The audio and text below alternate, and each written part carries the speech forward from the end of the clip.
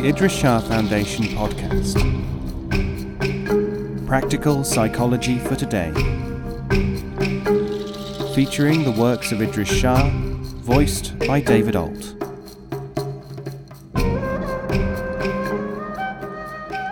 Welcome to the Idries Shah Foundation podcast. In this edition of the podcast, we will hear selections from Destination Mecca by Idries Shah. This audio has been made available by the Idries Shah Foundation. Chapter 9. Life in Mecca. If Jeddah gave the impression of a place where the East and West had come to terms, Mecca had an even more original effect upon the mind. When you first enter the city as a Muslim, it is like descending into a vacuum. By this I mean that the experience of reaching a place which has been one of the fundamental goals of life means that some sort of fulfillment has taken place. Perhaps I can explain this best by saying that Mecca is not only a religious objective, the pilgrimage is something more than a requirement of each and every Muslim. Mecca is a part of history, of the almost personal history of those who belong to the civilization which grew out of one man's success story and profoundly affected the entire world. Islam, the strict, desert-bred monotheism of a people coming straight out of the tribal atmosphere familiar in the Old Testament, swept over the civilizations, or what was left of them, in Persia, Syria, Africa, and India. Then a process of selection took place. In art, science, and other secular interests, Islam absorbed and adapted and synthesized streams of culture. And in the minds of the Islamized Easterners, hero worship and Arabia, particularly Mecca, replaced pre-Islamic history and, to some extent, national backgrounds.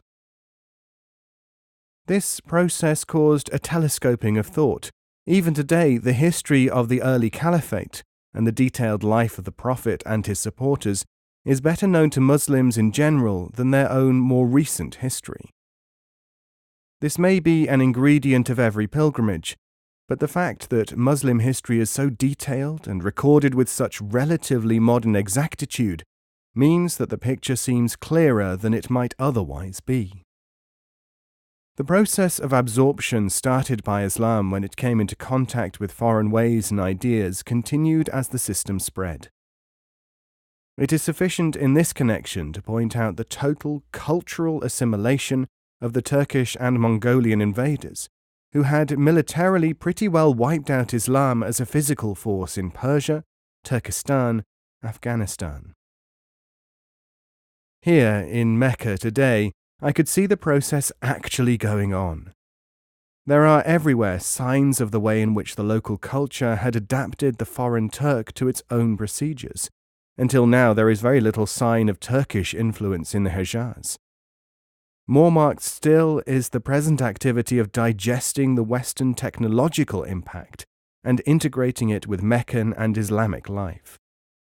Of the Eastern peoples that I have seen, only the Afghans compare with the Saudis in this respect. There is the burning desire to seize upon everything that is useful and progressive, plus the equally firm determination to sift the good from the bad, and mould all innovations into the framework of established Islam. To what extent is this a conscious process?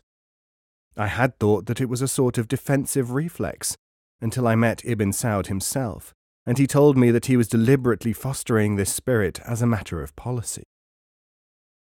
At least 100,000 pilgrims visit Mecca each year from almost every quarter of the globe. The majority of them, of course, come from Muslim Asia and Africa, those very countries which are at this moment struggling to adapt themselves to the influence of the highly technical and materialistic West. The result of this vast movement of people back and forth has been that, inevitably, Muslims have taken their cue largely from Saudi Arabia. Thus, from one point of view, 1/5 of the world's population is being constantly affected not only by the intensely religious atmosphere of Mecca, but by the attitude of the Saudi to world affairs and their development. With the recent opening of a shortwave radio transmitting station in Mecca itself, This influence is being extended far beyond those who actually attend the pilgrimage. The untold millions which are flowing into Saudi coffers from the Arabian-American oil fields at Dhahran in the far northeast has made nonsense of the Hijazis' former alleged boast, "We do not need any agriculture, God has given us the pilgrims as our annual crop." The £10 million that the country derives from travellers is but a drop in the ocean of oil money. How is the petroleum income spent?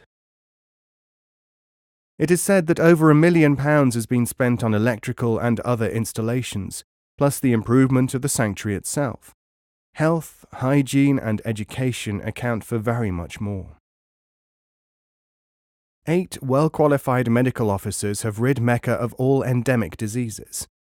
On a surprise visit to the General Hospital at Mecca, I saw such things as the latest deep X-ray machine, flown here from America, and heard a good deal about the city's plans for a new drainage system and water in every house. The official enthusiasm for civic improvement is so high that the government refused thousands of voluntary donations, and Emir Abdullah Al Faisal, Vice-Governor of the Hijaz, himself gave over £25,000 for water pipes to bring additional water to Mecca. A good deal of money is spent on the sacred obligations of social welfare and hospitality. I saw no beggars in Mecca. One obviously poor ex-pilgrim settler refused my offer of money, and I had to buy him a shirt as a gift and peace offering. As to hospitality, during my entire stay I lacked for nothing. Day and night an enormous Cadillac was at my service, complete with driver. Mecca's population has doubled in the past 20 years, and it is about the most cosmopolitan place one could see.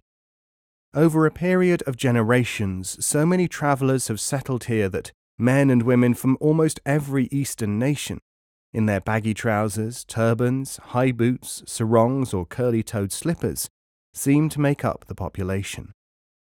The number of Indonesians, Afghans and Uzbeks is enormous.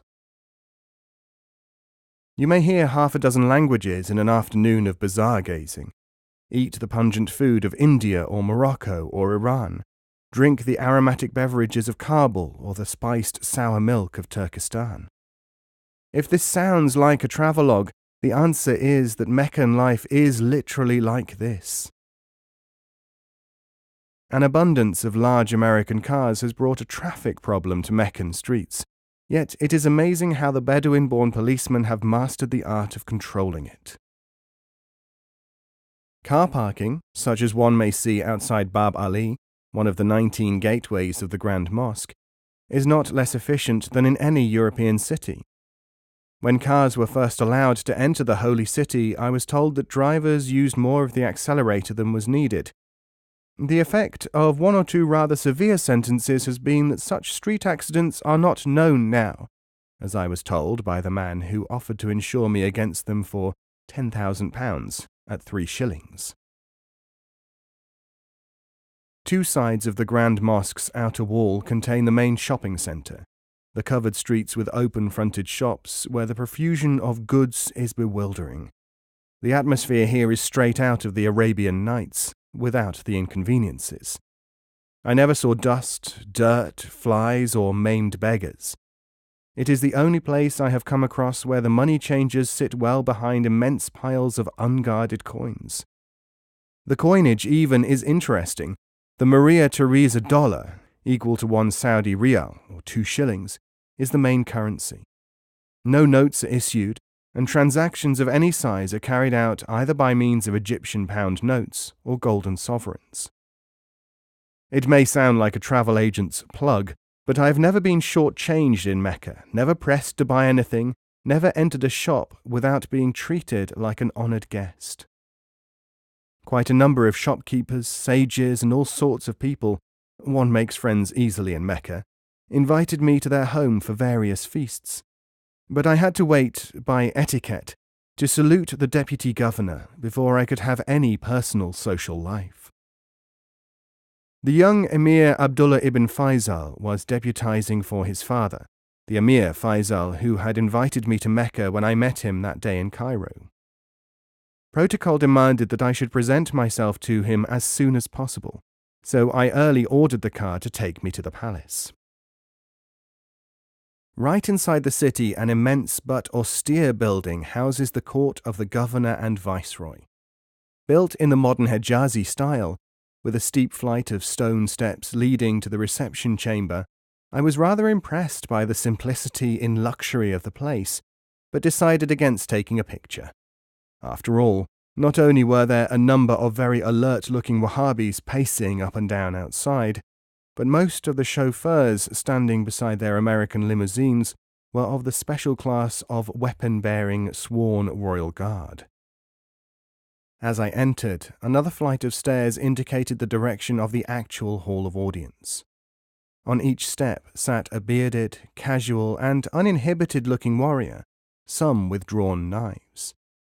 Taking my name, a simply dressed chamberlain mounted the stairs and threw open the doors. I followed him, walking straight into the immense hall where the emir was seated with his principal officers. There is no waiting for an audience in Saudi Arabia. Every official, from the king downwards, is accessible at all times. All you have to do is present yourself, and he is obliged by custom to see you, no matter how humble a subject you may be. The system works well, because in actual fact nobody with a real grievance will need to have it aired before the highest official. It will be dealt with speedily, out of court, to prevent the plaintiff exercising his personal right to see the prince, alleging inefficiency on the part of a lower functionary, which may cause him severe punishment. Emir Abdullah Faisal was like a younger replica of his father.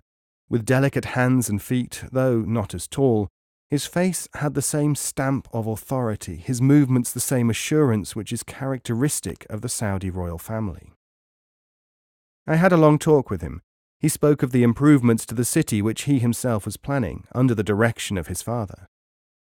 He pointed out to me that any facilities that I wished would be granted to me to see what I wanted, and that any complaint must be brought direct to him at any time of the day or night.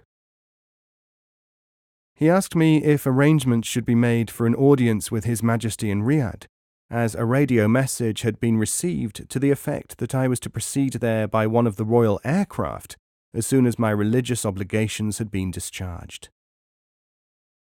I asked him for a message for those who would read my books and articles. He said, "Tell what you have seen, and that we are trying to make this place worthy of Islam." The prince is a great sportsman. He lent me his yacht to go cruising in the Red Sea. He spoke of his plans to send a football team to Europe, for he personally looks after the interests of Mecca United, that very formidable team and terror of the Hejaz.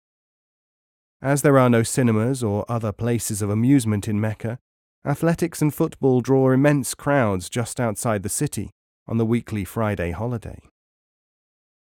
The standard of their association football is extremely high.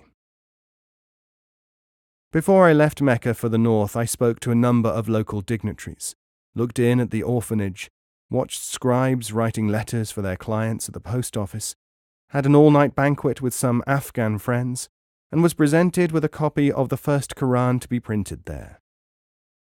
Next to the sanctuary is the fabulous library, where manuscripts of utterly priceless value are kept for the use of students who travel literally thousands of miles to read records of the earliest days of Islam.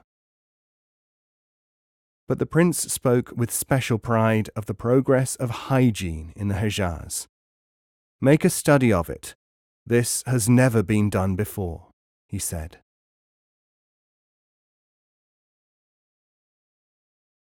Chapter 10. Camel Law. If you haven't been to the East, what images are conjured by thoughts of Arabia? You may say, camels, palm trees and Bedouins, or deserts, flowing robes and camels, but camels are likely to come into it. But how many people actually know much about camels? I certainly knew very little before I set myself to study the subject, and the betting is that you know just as little, only that an Arabian camel is larger and faster than the Central Asian two-humper.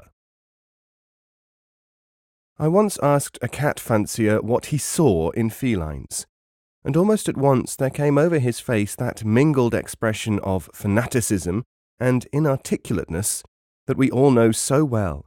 It is the hallmark of the devotee. The fact that one may be expected to defend feelings which cannot be expressed in words brings that desperation which so readily turns to anger. This seems to apply to any and every fanatic. For the Arab, camels have just such a fascination. Like a cat, a camel is never actually owned, body and soul. It is a proud friend, a hard taskmaster, an utter individuality, the embodiment of couldn't care less. It has been said that this was why cats were regarded by the ancient Egyptians with superstitious awe. It is certainly for this reason that Arabs of all ages have believed that the camel has a special place in life. He alone, as you will know, is aware of the 100th holy name of Allah. If you have cherished the belief that those mournful and ungainly desert ships that form an unwilling part of every zoo are true camels, you are right. But their resemblance to the milk-white racing Dalul, or the lordly Q8 fur-bearer, or any of the 35 recognized pedigree breeds, is only superficial. They all have, it is true, similar physical peculiarities. That is why they are called camels. In temperament they are the same. Apart from this, well, a staggeringly enormous vista of camel and dromedary lore is opening out before us. Do not believe that every camel drover knows his job. Nobody knows for how many thousand years this has been going on, but the true Bedouin, the Arab el-Arab, has developed a system for the discipline and control of the animal. Any order contrary to the series of conditioned reflexes by which a trained camel operates will elicit that stubbornness which is proverbial, the bubbling and grunting, the unerring aim with the cud, lashing of splay feet. Your camel has got out of hand. At this state it is not recommended to seize the tail and gaily try to leap astride in the manner of King Saud's crack mountain snipers. Those who have seen a camelman in difficulties will recall that at this stage it is generally necessary to invoke the aid of some passerby, some third party. This is thought, even in Saudi Arabia, to be because the camel has put his driver into a sort of Coventry. He will accept approaches now for a time only through an intermediary. The actual fact probably is that the casual stranger was a man who knew more about camels than the camelman. He may even be a descendant of the Prophet, which helps considerably. Without psychiatric re-education, which is still rare enough in Arabia despite endlessly gushing oil royalties, to be discounted, a tough camelman is bound to be tough with his camels. This rather goes against the softer Persian dispensation, which plagiarizes the mystic Sheikh Sadi thus: with gentle touch and language soft and fair, thou mayst conduct a camel with a hare. Try explaining this to your unsuccessful camel driver and see what he says. The camel always wins, and this may be the reason why most Arabian roughs have been camel men at one time or another. There is very little security of tenure in the job, and no opportunity to organize a closed shop except among the actual camels, who have always had one. Here is some evidence of the response of camels to kindness, real or apparent. During 2 long marches by camel caravan from the Persian Gulf southwards to the Hejaz, our mounts often seemed on the verge of collapse. Then I learned to whisper softly and reassuringly into my Noura's ear and to remove a small package from her back. This evidence of good faith always worked, even if she felt the load being put back a few minutes later. It may be thought caddish by some to descend to this sort of thing, but it was the camel or me, so I readily fell into the habit. Considering that a camel is not overloaded when carrying 1/4 of a ton, I do not think that my little pack could ever have been the last straw. If you even pat a camel's neck during a long journey, He will turn his head back towards you and gaze steadily into your eyes. You could, of course, take this as a reproach. I preferred to give it the benefit of the doubt. On long trips, fairly fast movement, up to 12 miles an hour, gives a sense of coolness that you won't find anywhere else in the baking desert. On days where the thermometer registers over 112 degrees in the shade, the only place where you will not be scorched by the reflected heat waves from the sand is at camel height. Even riding a horse, one feels this terrible heat beating from the ground as well as from above. Air-conditioned cars, which are not rare in Arabia nowadays, will not give the same sense of coolness at all. 5 or 6 miles from a waterhole, your mount scents the spring and quickens his pace, but I have often noticed that their training is such that camels will not bolt at full speed for water until given the signal. Pat him thrice on the neck, and the large soft pads will bound even over soft sand and can reach 20 miles an hour. We frequently used to watch the amount of water drunk by our camels as an indication whether a sandstorm was to be expected. If he returned a second time to the pool, this was considered a sure sign of the approach of a simoon. Such a storm may well drive you almost mad in the open desert, powdery particles invading every pore, as it seems. But if you have a camel with you, you are not likely to die. Alone, hundreds of seasoned travelers are choked to death every year. Sheltering behind the camel when he sits, because he has spotted the storm long before you, of course, you can weather it. This horrible experience is followed by something about 10 times worse than a hangover. But the camel will push you over as he rises and sit grunting in fury against the storm genie of the desert, while you drink a pint of spiced coffee from Nejd after taking off a smog mask made from the fine down of the northern camel. Having now become a camel enthusiast, you have to learn the most difficult part of all, how to mount him. The camel squats, you clamber into the saddle, you give a wild shout, and he moves off. When you want to dismount, utter a strange grunt, he kneels, you get off. If you want to know the word to make the camel do all of this, you will have to go to Arabia. There are no letters in English or Arabic which will convey its sound and intonation. Chapter 11. Locust Army. Now that the pilgrimage rites in Mecca were over, I put in a good deal of time seeing what advances had been made in this part of the world in recent years. The most extraordinary example of this was the miracle of Kilo 10 on the Jeddah-Mecca road. Here, in the middle of what was until recently parched, sandy desert, 1 million gallons of water are pumped each day to a little paradise of crops and fruits established by the foresight of one man, the Saudi agronomist Dr. Badcook, and the energy of his king. For thousands of years, Jeddah existed on the uncertain flow from brackish wells. Frequently the people went thirsty. Until recently, seawater condensation plants provided some water on a limited scale. Today, however, there is actually a superfluity of water in Jeddah. This abundance has brought life to Kilo 10. The Bedouin, with his apt turn of phrase, has named the settlement the Desert's Grey, the first indication of the fate awaiting the whole arid wastes of the Hejaz. I saw hothouses, fruits and vegetables, experimental seed wheat crops ready for distribution to farmers, irrigation channels, cool, clear water pumped from the Wadi Fatma 30 miles away. 3 yards from this fertile patch lies what seems barren desert.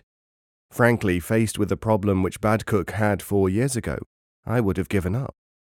So hard have this man and his little band of helpers worked at Kilo 10 that, while the place is equipped with thermostatically controlled greenhouses, there has not been time to build permanent homes for the agriculture experts themselves. Like their nomad ancestors, they live in a cluster of unassuming tents. The second modern wonder of the Hejaz is the British anti-locust colony somewhere on the Medina Road. Here, a small group of Britishers, many of them ex-officers, maintain a lonely outpost of the Locust Service, that international organization which collects information about the insect and exterminates them wherever they are to be found. Equipped with all the amenities of modern science in their work, if not in their huts, the anti-locust men, like their counterparts at Kilo 10, have nothing in the nature of home comforts. Drawn up with military precision in the shadow of a barren outcrop of rocks, their camp is dominated by an enormous stack of poison bait, exactly like one of the huge slag heaps of the English industrial north. The anti-locust service must always be mobile, on the alert. They are equipped with radio phones, sand vehicles and repair shops. Fighting teams range over a wide area to attack the enemy as soon as he lands. The huts are mud-walled. Instead of roofs, they have canvas ceilings. This is due, as it was explained to me, to the fact that by law in Saudi Arabia, no foreigner may erect a permanent dwelling. Permanent means with a roof. When I arrived at the camp, the sun was beating down insanely upon the cluster of mud huts, their white tent roofs sagging as though cowed by the heat. It was hard-baked sand hereabouts. Very little moved, and nothing grew. The tire tracks leading to the headquarters tent were only those of heavy-duty desert trucks. No visitors with fancy private cars ever found their way here. At the sound of our approach, a tall, lean figure wielding a baton and clad solely in khaki shorts came to the door flap of the largest hut. "If you want the Medina Road, you're 20 kilometers astray." He came from Wimbledon, I think. After the first slight incredulity that anyone should visit them, we went into the mess room tent, where half a dozen rangy brown figures sat, talking, smoking, playing cards. They explained that the rest of the boys were away on a locust hunt. The main trouble with life there was that there was often little chance to get a good crack at the enemy. By the time some Bedouin had trekked into a town to report locusts, they had come and been and gone again. Everything here is planned on strictly army lines. Most of the officers, whose headquarters is in Nairobi and linked with a central organization in London, are former servicemen. Day and night they have a radio watch. As soon as a report of local infestation is received, reports are transmitted to the centre, and mobile columns, 5 to 10 trucks, sent out with poisoned bait and flamethrowers. This is one of the most important centres of a worldwide fight, because the desert locust has been recently found to be man's worst insect enemy. The Hejaz locust men were well abreast of world news, with special reference to locusts. I learned that not long before, over 70,000 eggs were sampled in 1 square yard of Persian soil, that in Cyprus over 1,300 tons of eggs were collected and destroyed in one operation. One locust cloud can darken the brilliant tropical sky at noon for an area of 100 square miles, and when it alights, can eat up 100,000 tons of food in a day. Life in a locust station is hard. Apart from a few magazines and very little alcohol, there is no town nearer than Jeddah, and one would hardly choose that for an evening's spree, for Jeddah has no cinema, dance hall, or centre of the type of social life familiar to Westerners.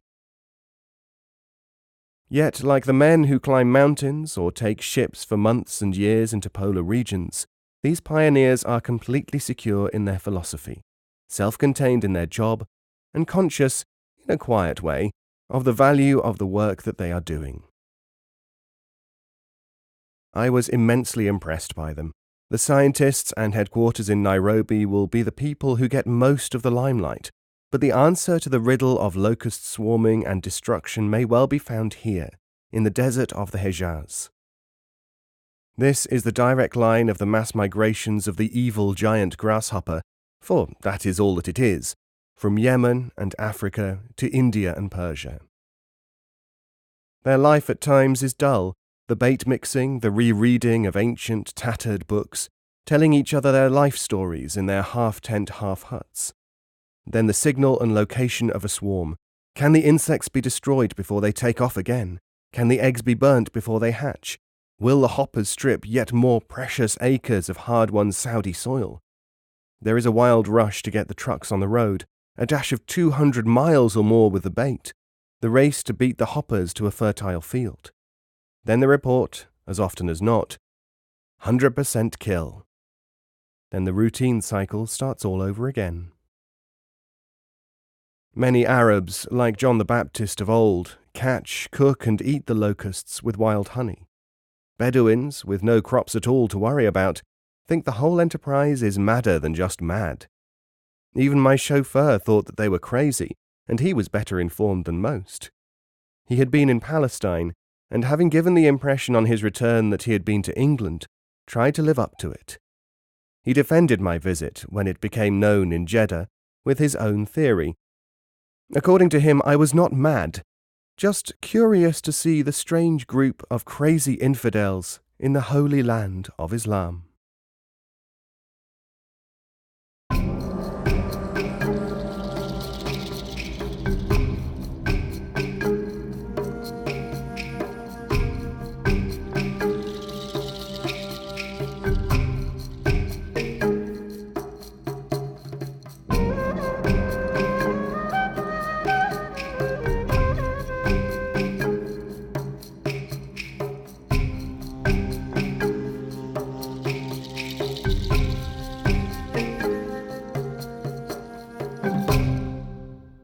This podcast is copyright 2018, the Idries Shah Foundation.